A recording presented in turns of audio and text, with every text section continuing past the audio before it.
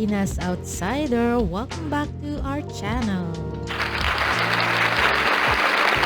And for today's video, makikimarites na naman tayo sa mga latest issue ngayon. Pero bago yan, huwag kalimutan mag-like and subscribe our YouTube channel. Let's go! Anyway, eto na nga, pinag-uusapan na ngayon itong mga sa issue sa lipunan. Kasi nung una, si BP Sara Duterte nagpipigil pa. Diba, kita naman po natin, marami sa atin na humihingi ng opinyon ni BP Sara Duterte. Pababayaan ba? Pababayaan ba ni BP Sara ang nangyayari sa Davao?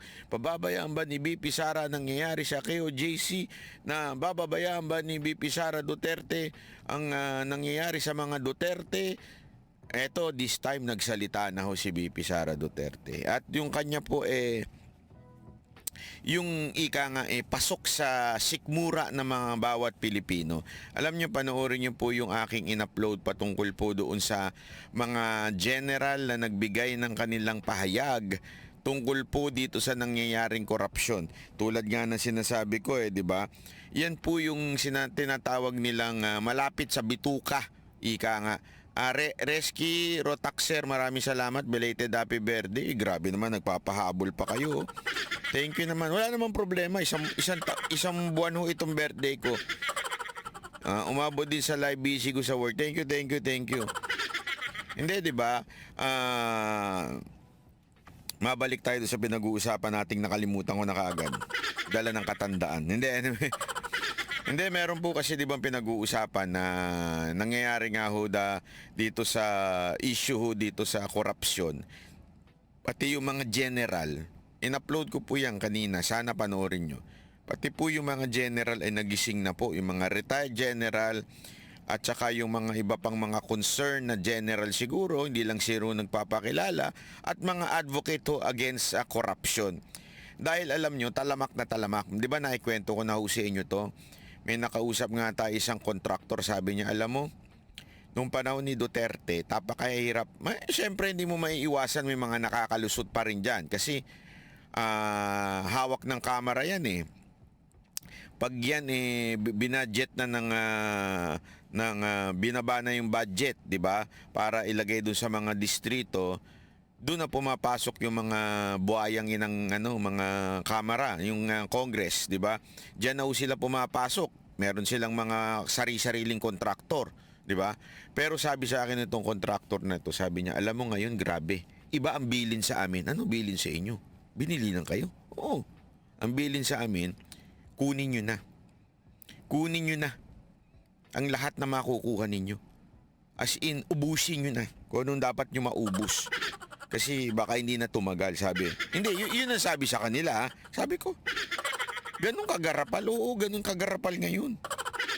Talagang sinasabi na sila na, sagarin nyo na yung budget. Baka hindi na umabot yan.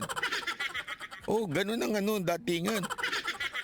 Kaya nga ngayon, kitang-kita ho natin yung nangyayari dyan sa 5,500 na flood control project. Diba, kitang-kita naman natin na nakarmaw sila, bumanda, ika nga. Yung SONA bumanda sa kanila, bumalik, di ba? Nagrekusya, ika nga. At nagreklamo na ho ang mga general natin, mga retired general ho, mga AFP commander ho, mga nagreklamo na ho. At sabi nga nila, it's about time. It's about time na dapat maging transparent na. Glenn Paz, maraming salamat po. At idiniscuss ko yan. Hindi ko na uulitin yan dito. Ito lang ang punto ko dito. Yung ating mga retired general, ang punto nila, yung korupsyon. Kasi yan ang nasa sikmura ng bawat Pilipino. Ang punto ni BP Sara Duterte sa kanyang bagong pahayag ay ang matinding korupsyon din.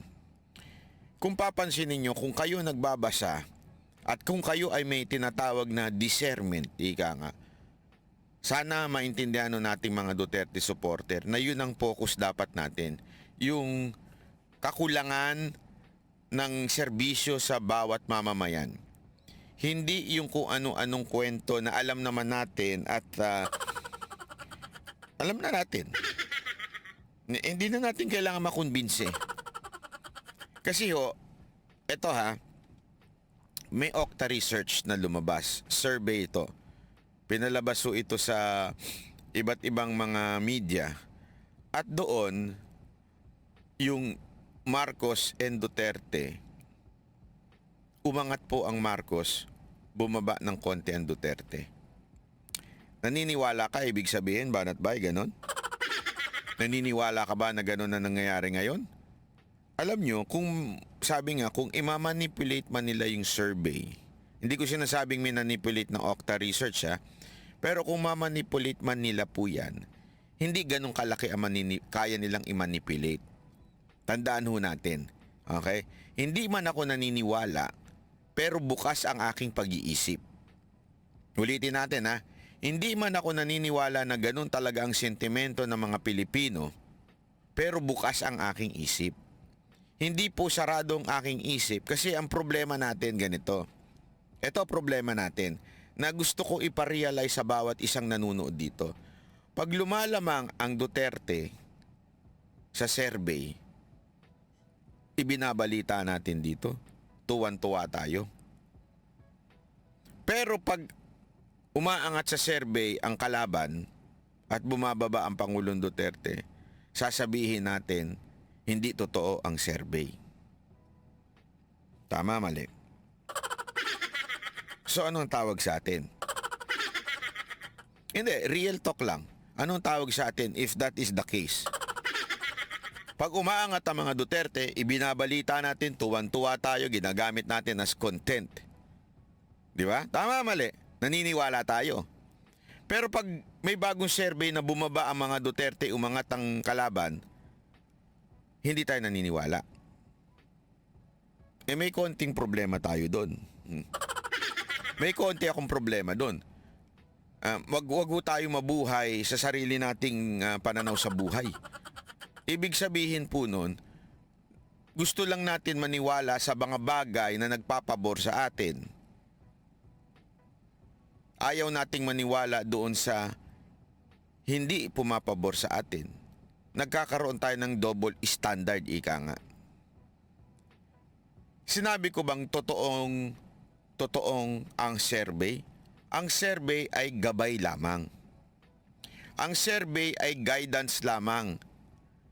Hindi ho niyan masasabi ang talagang tunay na pulso ng mamamayang Pilipino dahil ilan lang naman po yan. Although they have a scientific way in doing it to represent mostly the voice of the people, pero wag nating kakalimutan, there are margin of errors din yan. At the same time, somehow, may impluensya rin yan ng kung sino man yung nagkukomisyon na mag-survey. Pero, dapat, wag tayong sarado isip. Kasi pag tayo sarado isip, ang tawag sa atin, tayo yung nabubuhay sa sarili nating bubbles. Tayo alam mo yon, ito problema kasi. Pag ikaw may negosyo, wag mong tatanungin yung kaibigan mo. O pare, kamusta yung pagkain dito sa restaurant ko? Naturalmente, sasabihin niya masarap. Anong sabihin niya, kadiri? Diba? Tama, mali. Tatanungin mo yung kamag-anak mo. Masarap ba dito sa restaurant ko? Masarap ba yung Paris dito? Abay, naturalmente, sasabihin niyan, masarap. Gagaguhin ka niyan. Kasi kayo-kayo eh. Pag barkada mo, kayo-kayo yan. Pag mahal mo sa buhay, kayo-kayo yan. Kung ano yung gusto mong marinig, yun ang sasabihin nila sa'yo. Tama, mali. So, ang ano dito, ano ba ang pangkalahatan? Especially those outsiders. Alam mo, isang dun sa survey na yun, isa sa na-observe ko, ay marami doon mga Pilipino na nagsasabing ayaw na nila sa politika, natotoksika na sila. Mas malaki yung porsyento na yun. Yun yung sinasabi kong paulit-ulit dito sa ating vlog. Paulit-ulit ko sinasabi na dapat mamula tayo sa ating kaisipan na marami sa atin na natotoksikan na because nagpe-personalan lang. Yun ang nakikita ng mga taong nasa labas. Naintindihan natin? Yun po yung nakikita nila.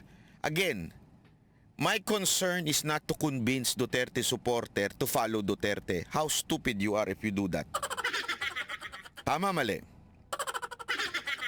You are to convince Duterte to supporter na sabihin mo, convincein mo. Shh, shh. Alam mo ba si Marcos bangag? What the fuck? You are convincing Duterte supporter ng paulit-ulit. Alam mo si Marcos bangag? Alam na natin yan eh. Tama, mali. 2022 pa lang sinasabi na ni Duterte yan. Alam na natin yan. Hindi na natin kailangan patunayan sa bawat isa sa atin na bangag ang presidenteng meron tayo. Hindi na natin kailangan patunayan yan. Alam na natin yan. Kaya nga, itong mga retired general and BP Sara is not focused on that. Ang focus nila ngayon, yung mga retired general are corruptions that's happening in our land. Yung korupsyon, yung matinding perang nawawala sa kaban ng bayan dahil sa matinding korupsyon. Yun ang focus ng mga general. At yun din ang focus ni BP Sara Duterte dito. So dapat, sumunod tayo sa kumpas. Hindi yung may sarili tayong kumpas. Bakit? For the views. Kailangan natin ng views kaya masarap sakyan eh. Di ba? Tama, mali. O pag yan ang again, wala po akong sinasabing hindi natin i-discuss yan. That's not my point. I discuss, Kati, yung nag-whistleblower tungkol dun sa droga-droga. Diniscuss ko po yun. Hindi question yun. Pero balik tayo sa real issue na kung saan dito tinatamaan yung mga hindi Duterte, yung mga hindi makamarcos. Sila ay ayaw magpolitika because natotoksika na ho sila. Yun ang pinaka-biggest portion in the pie. Di ba alam niyo yung pizza pie? O ganyan, yung pizza pie. Yung Grab. Sila ho yung pinakamalaking portion doon. Hindi ho yung Duterte supporter, hindi ho yung Marcos supporter. Yung pie na yun. Yun ang dapat makumbinsi natin at masabihan natin, hoy, we have a bad government. It is not because we want Duterte only. We want Duterte because we know na nagawa niyang maganda yung 6 na taon. But beside doon sa issue na yun, meron tayong palpak na gobyerno ngayon. Yun ang dapat ang focus natin. We have to make them realize that. How? By pointing out such yung tulad ng sinabi ni BP Sara Duterte, tulad ng sinabi ng mga general. Yun yung dapat focus natin. Hindi ho tayo mag-focus kung saan-saan. We will discuss yung dapat i-discuss when there is expose. Pero yung sasalsalin mo araw-araw for the sake of your views, hindi ka para sa bayan. Okay? So, panoorin natin ito. Panoorin natin itong banat ni BP Sara Duterte para mas maintindihan po natin. Ni Vice President Sandali lang. Easy ka lang. Masyado kang atat ha. Thank you. Yan. O, pasok. Sara Duterte ang mga namumuno sa Pilipinas. Sa mensahe ng bise para sa mga kapatid nating Muslim, sinabi niyang ang Pilipinas ay pinamumunuan dapat ng mga taong may malasakit at kakayang itaguyod ang malinis na pamahalaan. Pero ang Pilipinas daw ngayon ay pinamumunuan ng mga taong walang katapatan sa trabahong sinumpaan. Walang pinangalanan si VP Sara. Pero dapat din daw na mayroong matatag na infrastruktura ang Pilipinas laban sa kalamidad. Yun nga lang, ang Pilipinas daw ngayon ay may gobyernong Yan, may gobyernong umaamin na wala man lang tayong flood control master plan. Matindi itong banat ni BP Sara Duterte. Ibig sabihin, alam mo maganda mga sinabi niya dito, ha? Ito po ay napakalinaw na siya po ay talagang updated. Kasi itong master plan na to, ito yung nakaraang pagdinig. Ito lang, recently lang ito after the typhoon. Di nga natin masabing typhoon eh. After the flood, magkaroon po ng hearing sa Senado at isa sa mga nalaman nila doon, una yung ilang bilyon kada araw. Diba? Pangalawa, yung walang master plan. Ibig sabihin kanya-kanya. Ganon ang nangyayari. So ito yung pinuna ni BP Sara Duterte na alam nating updated po siya. At ang talagang kanya hong saloobin ay yung concern ng mamamayang Pilipino. Wala nga ho siyang tinukoy dito kung sino yung gobyernong walang kwenta o di yung gobyernong mga mandarambong, pero sinasabi niya, gobyerno. Alam ko na kagad na sasabihin ng mga ensimada vlogger, lalo-lalo na yung si Mike Tae. Sasabihin na naman niya, parte ka ng gobyerno. Ganun-ganun na naman yan. Ganun-ganun na naman. Ganun-ganun na naman yan. Gago! Alam mo, sasagutin na kita ngayon pa lang. Alam ko na kagad yung takbo ng utak mo eh. Parte man ng gobyerno si VP Sara Duterte, hindi ho siya parte na nagsusolusyon patungkol ho sa baha. Wala ho siyang responsibilidad pagdating sa desisyon kung sino ang at kung saan ilalagay ang mga budget. Wala ho sa kamay niya ho yan. Nasa kamay ho ng presidente yan at wala sa kanya. Uulitin ko, ha? Mike Tae. Para lang sa kaalaman mong makitid na utak. Ha? Ang trabaho ng Vice Presidente lamang na naayon sa ating konstitusyon, pag wala ng kwenta ang Pangulo, palitan na. So kung sasabihin mong ito ay dapat nang mag-ano si VP Sara Duterte, may pananagutan din siya, isa kang malaking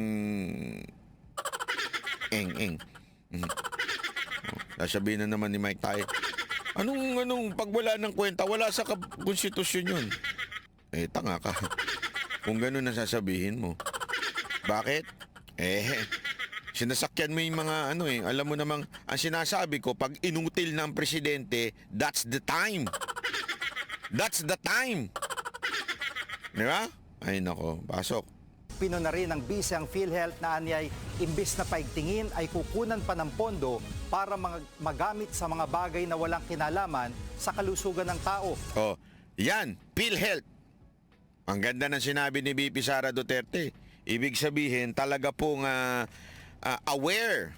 Aware siya sa nangyayari ho. Yung PhilHealth na sinasabi niya, recently lang din po yan, na napag-alaman na dinivert ho yung budget na bilyon. We're not talking about millions here, ha? You know.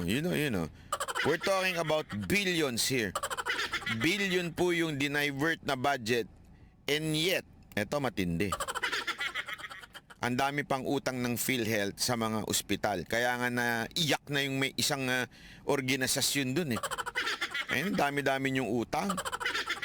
Sabi nga ni Diego Latigo, 90 billion. Ang dami-dami ninyong utang sa mga ospital, hindi nyo muna bayaran kung saan nyo na naman dadalhin. Ako alam ko na kagad kung saan dadalhin yan eh. Ako alam ko na kagad.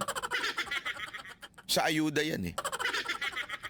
Sigurado ako mapupunta yan sa ayuda. Grabe naman ito, ang sama ng ugali. Mike Labe opinion. Ang galing mo, Brad. Ang galing mo. Palakpakan. Kaya naman pala, mula ngayon yan ang tawag natin, Mike Labe. Mga ganun yung labi.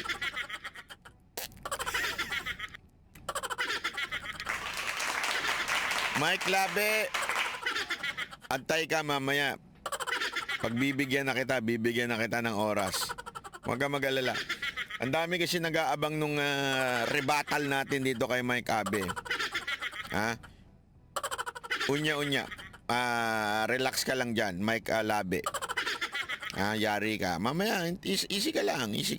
Pati ang Kamara ay binatikos din ni VP Sara. Sabi niya, mayroon daw mga representative na imbes na magpasa ng makabagong batas, ay nagpupumilit pang sumausaw sa isyu ng iba. Dagdag pa ng bise, ang mga airport official ngayon sa Pilipinas ay tikom ang bibig tungkol sa banta ng seguridad. Hindi man lang daw nag-iimbestiga tuwing may banta, gaya ng pagsasapubliko ng video footage, flight details at iba pang masiselang impormasyon ng mga pasahero. Matatandaan kamakailan lang ay kumalat online ang litrato ni VP Sara na umalis ng bansa noong kasagsagan ng super bagyong Karina at Habagat. Ipinaliwanag naman ng bise na dumaan sa prosesong pag-alis niya at matagal na itong nakaplano. Dagdag pa ni VP Sara, dapat tumindig ang Pilipinas laban sa panghimasok ng mga dayuhan sa mga domestic affair, partikular ang pakikialam ng International Criminal Court. Matatandaang sinabi kamakailan ng Department of Justice na hindi nila pipigilan ng pag-aresto sa mga drug war suspect. kung idadaan ito ng ICC sa Interpol. Wala pang payag ang Malacanang, Kamara at PhilHealth kaugnay ng mga birada ni Vice President Sara. Mga kapatid, Ayun na. Finally, I think this is the time na kung saan nagsalita na at punahin na yung mga maling nangyayari sa ating gobyerno. Hindi, alam nyo kasi, wala hong nagsasalita noong una na nasa loob ng gobyerno, na nasa loob ho ng administrasyon ni Marcos. This time meron na, napuno na. Finally, napuno na si BP Sara Duterte. So, ay nako. Eto na nga, kaya nga sabi ko nga sa inyo dahil ho sa ganyan, tumitindi ho yung birada ho sa mga, o banat po sa mga Duterte. Expect natin po na magkakaroon pa ng mga matitinding banat. Halimbawa na lang po yung meron ho silang niluluto na naman ngayon. Oo, sigurado ito. Dahil nagsalita na si BP Sara, all out na sila. Pero sandali wag nating kakalimutan. Alam mo naman to mga gunggong na to. Sasabihin na naman nila, kay BP Sara Duterte nagsimula yung banat. Hindi ho, nauna sa inyo. Kayo ang mga unang bumanat. Ngayon na lang ho nagsalita. It took her 2 years para magsalita. Diba? It took her 2 years. This time, for sure, meron na namang ginagawang balita. Eto, sabi ko nga antindi nung pagkakunik. Antindi. Halatang halata. Etong kamera na to, sip-sip kayo, sobra kayo. Ay, hindi, sa bagay. Sa bagay. Mag-e-eleksyon, di ba? Kailangan ninyong ma-re-elect para yung mga budget ninyo, pagpalain na naman. Ni Tamba, di ba? Ni Romualdez. So, para mangyari yan, kailangan nyo sumipsip kay Romualdez at siraan ng mga Duterte. Tama, mali. Di ba? Ano to? Gary Coronel. Happy